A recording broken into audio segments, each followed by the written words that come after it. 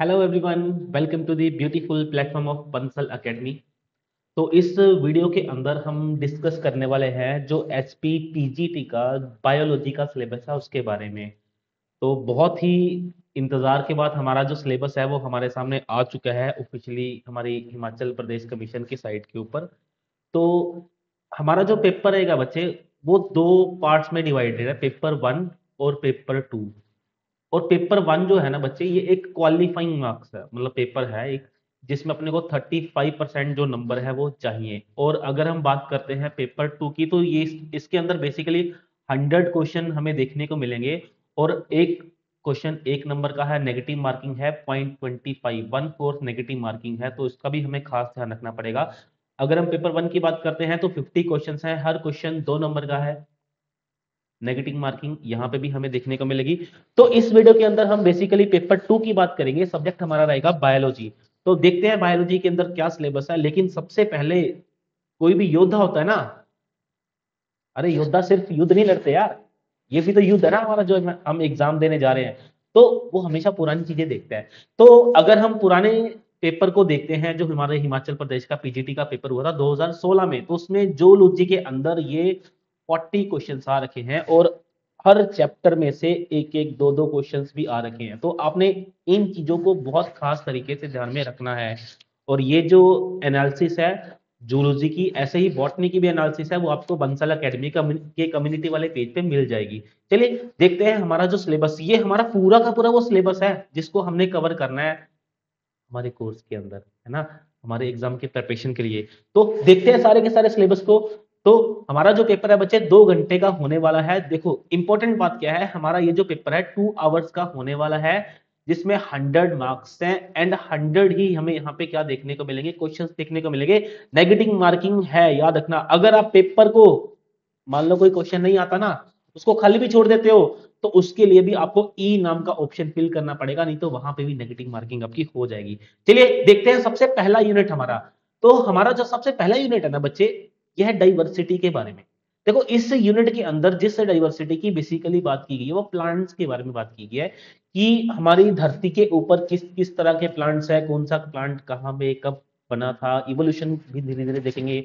कैसे एल्गी से ब्रायोफाइटा बने, टेरिडोफाइटा बने, जिम्नोस्पर्म्स बने, एंजियोस्पर्म्स बने, और उन एंजियोस्पर्म्स के अंदर जो डिफरेंट डिफरेंट फैमिलीज है, उनके क्या क्या कैरेक्टरिस्टिक फीचर्स हैं। तो इन सारी की सारी चीजों को हमने देखना है। याद रखना, ये जो सिलेबस है ना, ये दिखने में बहुत छोटा है, लेकिन जब हम इसको जूम करते हैं ना, तो हमें देखने को मिलता है कैसे। अब देखो ध्यान से, यहाँ पे क्या लिखा है, एक बड़ा इंपॉर्टेंट यहाँ पे हमें फंडा देखने को मिलेगा। ये बोल रहा है कि ओरिजिन एंड इवोल्यूशन, मतलब हमें इस डाइवर्सिटी वाले यूनिट के अंदर प्लांट के ओरिजिन के बारे में, प्लांट के इवोल्यूशन के बारे में भी ध्यान में रखना पड़ेगा।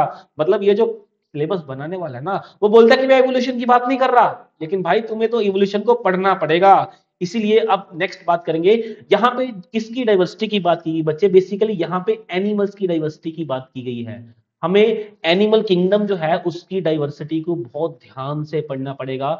एनिमल किंगडम के अंदर जितनी भी फाइलम्स हैं, सारी की सारी फाइलम्स को पढ़ना पड़ेगा, डिटेल में पढ़ना पड़ेगा। और उन फाइलम्स के अंदर भी बहुत कुछ छुपा हुआ है। क्या छुपा हुआ है देखेंगे ध्यान से।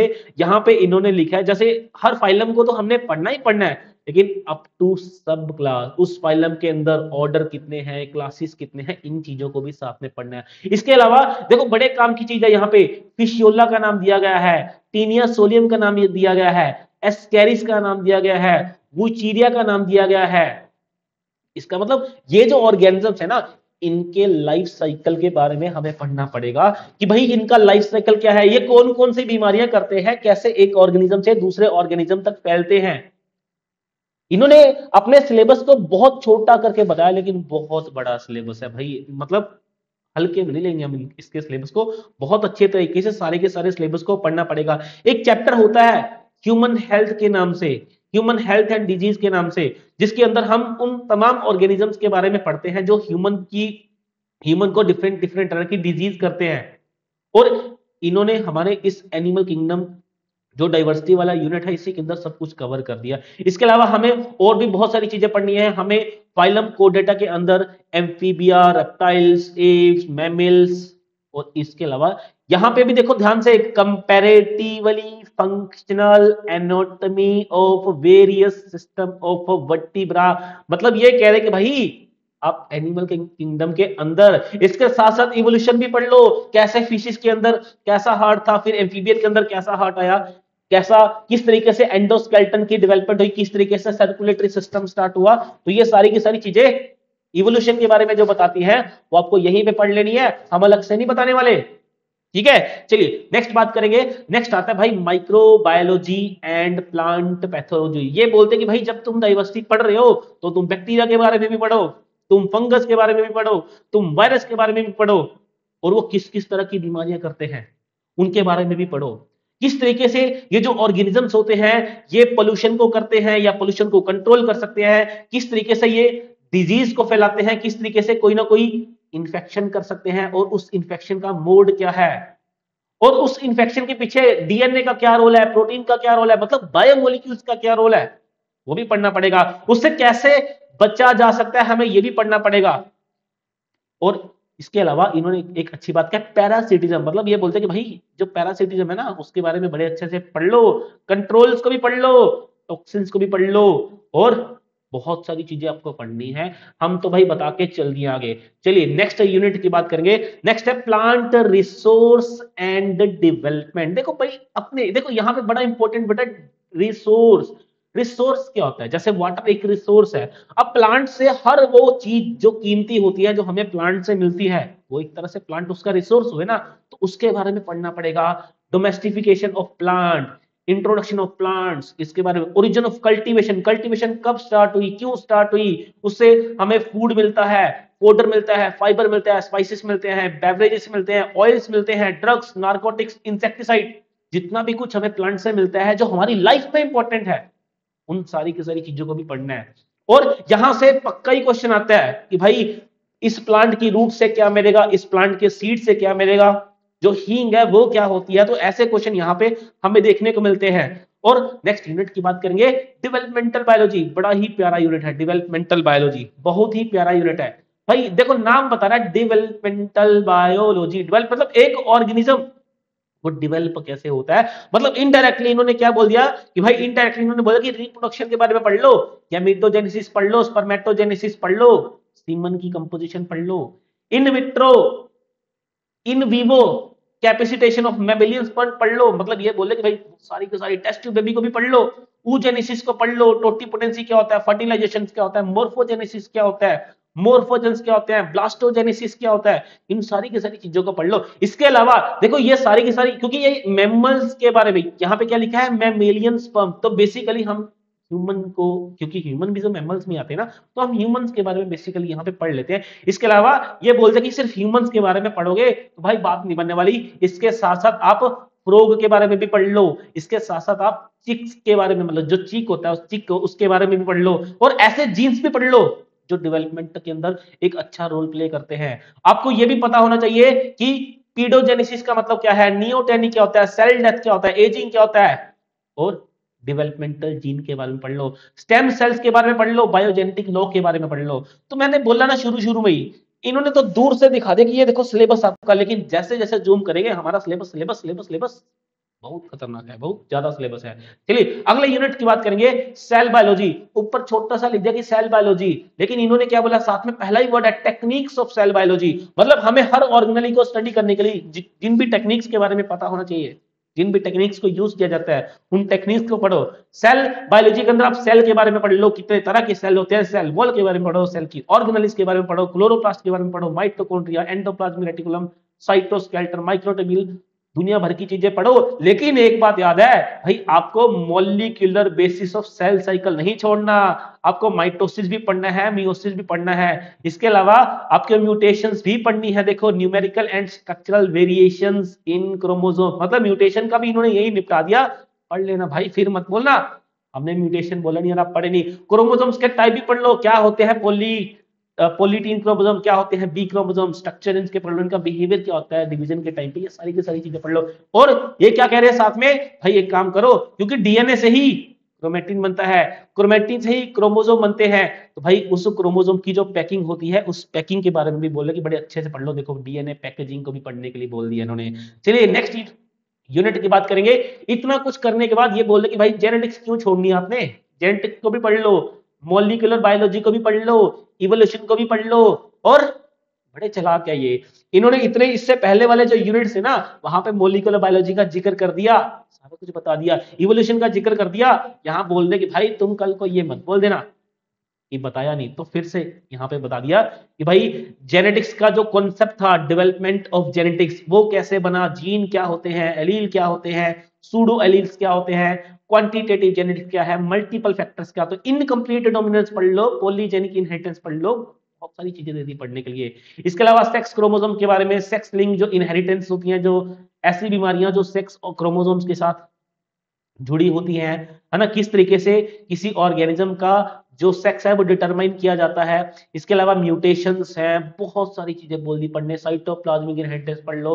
और बोल रहे कि भाई जब इतना कुछ पढ़ ही लोगे तो तुम जेनेटिक कोडोन्स को क्यों छोड़ोगे, तुम डीएनए को क्यों छोड़ोगे, तुम स्ट्रक्चर ऑफ डीएनए को भी पढ़ लो, स्ट्रक्चर ऑफ न्यूक्लिक एसिड को भी पढ़ लो, प्रोटीन को भी पढ़ लो, जेनेटिक कोड भी पढ़ लो किस तरीके से बनते हैं, और रेगुलेशन देख लो जीन्स की कैसे होती है, जीन साइलेंसिंग क्या होती है, मल्टी जीन फैमिलीज क्या होती हैं। और देखो एक ही लाइन लिखी है, ऑर्गेनिक एवोल्यूशन पढ़ लो, ऑर्गेनिक एवोल्यूशन इसका क्या मैकेनिज्म होता है, और आरएनए का रोल क्या होता है ओरिजिन ऑफ लाइफ में, origin of life and evolution में, किस तरीके से आरएनए का इवोल्यूशन हुआ। तो इन सारी की सारी चीजों को हमने बहुत अच्छे तरीके से पढ़ना है अगर हमें एग्जाम में बहुत अच्छे मार्क्स लेने हैं। नेक्स्ट है बच्चे मोर्फो जेनेसिस, कहीं ना कहीं थोड़ा थोड़ा इन्होंने डेवलपमेंटल बायोलॉजी का पार्ट यहां पे उठा लिया, बायोटेक्नोलॉजी उठा ली। इन्होंने बोला कि भाई जब तुमने डीएनए के बारे में पढ़ लिया, तुमने मॉलिक्यूलर बायोलॉजी के बारे में पढ़ लिया, तो क्यों ना अब तुम थोड़ी बहुत डीएनए से छेड़छाड़ कर लो, डीएनए को चेंज करके कुछ और बना दो, दो ऑर्गेनिज्म का डीएनए आपस में मिक्स कर दो, कुछ नई चीज बना दो। तो कुल मिला के भाई तुम बायोटेक्नोलॉजी को भी पढ़ लो, बायोस्टैटिक्स को भी पढ़ लो, तो इन सारी चीजों को भी हमें यहाँ पे पढ़ना है। ये माइक्रो प्रोपेगेशन वाला यहाँ पे फंडा बहुत, सोमा क्लोनल जो वेरिएशंस हैं इंपॉर्टेंट है, पोलन हैप्लॉइड एम्ब्रियो, मतलब यहाँ पे भी हमें ऐसी ऐसी टेक्निक को पढ़ना है जो बहुत ही इंपॉर्टेंट टेक्निक्स होती हैं, है ना। इसके अलावा डीएनए सीक्वेंसिंग यहाँ पे बहुत इंपॉर्टेंट टॉपिक है, इसके बारे में पढ़ना पड़ेगा। जेनेटिक इंजीनियरिंग के ऊपर क्वेश्चन आते हैं, एंजाइम्स के ऊपर क्वेश्चन पूछे जाते हैं, मॉलिक्यूलर मार्कर के बारे में पूछा जाता है, डीएनए फिंगरप्रिंटिंग पीसीआर के ऊपर क्वेश्चन आएगा। फिश बड़ी इंपॉर्टेंट टेक्नोलॉजी है। जेड टेस्ट, ये टेस्ट जो होते हैं सारे के सारे हमारे बायोस्टैट के अंदर आते हैं, प्रोबेबिलिटी के बारे में देखना पड़ेगा, सदर्न ब्लॉटिंग है। तो इन सारी की सारी चीजों को हमने बहुत डिटेल में पढ़ना है। और क्या बोलता है हमारा सिलेबस, हमारा सिलेबस बोलता है कि भाई साहब ऐसा है, हम फिजियोलॉजी को तो गलती से माफ नहीं कर सकते, बायोकेमिस्ट्री को गलती से माफ नहीं कर सकते। याद रखना, चाहे एनिमल फिजियोलॉजी है चाहे प्लांट फिजियोलॉजी है, इसके अंदर सबसे इंपॉर्टेंट रोल होता है हमारे बायोमोलिक्यूल्स का, प्रोटीन लिपिड कार्बोहाइड्रेट्स का। तो हमें प्रोटीन लिपिड कार्बोहाइड्रेट डीएनए सारे के सारे केमिकल्स के बारे में पढ़ना पड़ेगा जो एक लिविंग ऑर्गेनिज्म की बॉडी में पाए जाते हैं। इनको पढ़ने के बाद भाई हमें प्लांट की फिजियोलॉजी पढ़नी है, फोटोसिंथेसिस क्या होती है, प्लांट कैसे ग्रो करते हैं, है ना, फोटो पीरियोडिज्म क्या होता है, C3 cycle, C2 cycle, C4 cycle क्या होता है, कैम साइकिल क्या होता है, इनके बारे में पढ़ना पड़ेगा, ग्लाइकोलाइसिस के बारे में पढ़ना पड़ेगा। तो इन्होंने बोला कि भाई प्लांट की फिजियोलॉजी तो तुम पढ़ लोगे, हम एनिमल की फिजियोलॉजी नहीं छोड़ेंगे। हम आपको बोलते हैं कि आप ब्लड के बारे में पढ़ लो, ब्लड ग्रुप के बारे में पढ़ लो, RH फैक्टर के बारे में पढ़ लो। अरे भाई बंसल एकेडमी के चैनल पे ये वीडियोस पड़ी हुई हैं, ब्लड ग्रुप क्या होता है, RH फैक्टर क्या होता है, सब कुछ पढ़ा हुआ है। ब्लड की कोएगुलेशन कैसे होती है, हीमोग्लोबिन कंपोजिशन के बारे में पूछ लिया, टाइप पूछ लिया, ट्रांसपोर्ट कैसे करता है ऑक्सीजन गैस को, फिर बोले कि भाई डाइजेशन को भी पढ़ लो, एक्सक्रीशन को भी पढ़ लो, मसल्स को पढ़ लो क्योंकि मसल्स जो है वो लोकोमोशन में रोल प्ले करते हैं। फिर बोलता है साइनेप्टिक ट्रांसमिशन, अरे भाई ये बोलना चाह रहा है कि नर्वस सिस्टम के बारे में पढ़ लो भाई। जब इन सारी चीजों को पढ़ लोगे ना तो मान लेना कि तुम्हारी थोड़ी बहुत जो फिजियोलॉजी है ना वो कंप्लीट हो गया, और हम उसी में से क्वेश्चन डालने वाले हैं। इसके अलावा ये बोलते हैं कि भाई साहब ऐसा इन्वायरमेंटल बड़ा इंपॉर्टेंट रोल है। आप जो लिविंग ऑर्गेनिज्म हो ना, एक इन्वायरमेंट में रह रहे हो, दूसरे लिविंग ऑर्गेनिज्म के साथ इंटरेक्ट कर रहे हो, तो क्यों ना इकोलॉजी में भी हम क्वेश्चन डालते। तो इकोलॉजी भी हमारे सिलेबस में है। इकोलॉजी क्या होती है, इसका क्या कॉन्सेप्ट है, कौन कौन से फैक्टर्स हैं, कम्युनिटी क्या होती है, पोल्यूशन के बारे में है ना, प्लांट इंडिकेटर है कि इंडिकेटर स्पीशीज वो होती है जो कुछ ना कुछ हमें बताती है। जैसे अगर मैं लाइकेन की बात करूं तो लाइकेन का प्रेजेंट होना इस बात का इंडिकेटर होता है, इंडिकेशन होता है कि वहां पे पोल्यूशन नहीं है। है ना। एसिडेफनिया नाम का ऑर्गेनिज्म होता है, वो भी इंडिकेट करता है कि वाटर जो है वो साफ है या नहीं है। इसके अलावा जब तुम इंटरेक्शन को पढ़ लोगे तो तुम्हें यह भी पता चलेगा कि कैसे एक ऑर्गेनिज्म जो है वो दूसरे ऑर्गेनिज्म को किल कर रहा है, हमें किन किन ऑर्गेनिज्म को बचाना पड़ेगा, किसको नहीं बचाना पड़ेगा, ये सारा कुछ हमें कौन बताएगा, ये सारा कुछ हमें बताएगा रेड डाटा बुक बताएगी, जो कौन जिसको कौन रेगुलेट करता है, आईयूसीएन रेगुलेट करता है ना। हमें बायोडाइवर्सिटी की इंपॉर्टेंस देखनी पड़ेगी, उसको क्यों प्रोटेक्ट करना है, हमारे राइट्स क्या क्या है ना, इन सारी चीजों को। इसके अलावा जो बायो जियो केमिकल साइकिल्स हैं, जैसे ग्लोबल वार्मिंग को पढ़ना पड़ेगा, वाटर साइकिल है, कार्बन डाइऑक्साइड साइकिल है, हमारे इन्वायरमेंट के जो पूरे के पूरे हमारे इन्वायरमेंट के जितने भी इम्पैक्ट पड़ते हैं, इन सारी की सारी चीजों पे ये भी पढ़ने पड़ेंगे, है ना। और इन्वायरमेंट के अंदर हम चीजों को डिग्रेड कैसे करते हैं, बायोलॉजिकल तरीके से, नेचुरल तरीके से, पोल्यूशन के बारे में पढ़ना पड़ेगा, है ना। तो इन सारी की सारी चीजों को हमने कहाँ पढ़ना है, सिर्फ और सिर्फ बायोलॉजी के सिलेबस में पढ़ना है। और आउट ऑफ 100 आपके पेपर 2 में 80 जो क्वेश्चन है बच्चे, वो कहां से आएंगे, वो बायो में आएंगे। बाकी के जो 20 क्वेश्चन है, वो आपका जो बीएड वाला पोर्शन है ना बच्चे, जो आपका बीएड वाला पोर्शन है, बाकी के जो 20 क्वेश्चन है वो आपको इस पोर्शन में देखने को मिलेंगे। और ये सिलेबस जो है, अच्छी बात सबसे ये है कि बंसल एकेडमी के अंदर जो कोर्स चल रहा है हिमाचल प्रदेश पीजीटी बायोलॉजी का, तो हम पहले से इस सिलेबस को कवर कर रहे हैं। और आप भी हमारे साथ कोचिंग को ज्वाइन कर सकते हो। बहुत ही जल्द आपका जो एग्जाम है वो आने वाला है, बहुत जल्दी आपको उसकी भी अपडेट जो है वो देखने को मिल जाएगी। तो आप जल्दी से बंसल एकेडमी के साथ जुड़ सकते हैं, अपनी प्रिपरेशन को और फास्ट कर सकते हैं। और हमारी कोचिंग के अंदर बच्चे हम किस चीज को टारगेट करते हैं कि हर यूनिट के अंदर 500 से ज्यादा हम क्वेश्चंस को करते हैं, और पूरे कोर्स के अंदर 12,000 से भी ज्यादा एमसीक्यूज जो है वो आपको प्रोवाइड किए जाते हैं बंसल एकेडमी की तरफ से। और आप बंसल एकेडमी की जो ऐप है टेक ऐप, उसको भी प्ले स्टोर से जाके डाउनलोड कर सकते हैं। वहां पे भी आपको बहुत सारी हेल्प मिलेगी, सिलेबस मिल सकता है, क्वेश्चंस मिल जाएंगे, सॉल्यूशंस मिल जाएंगे, पुराने पेपर्स के कुछ नोट्स मिल जाएंगे। इसी के साथ ही बंसल एकेडमी आपके एग्जाम की प्रिपरेशन के लिए गुड लक बोलती है। और जुड़े रहिए, चैनल को सब्सक्राइब कीजिए, ताकि हमें और ज्यादा जो अपडेट्स हैं वो आपके साथ हम शेयर कर सके। Thank you so much, thank you so much and all the best.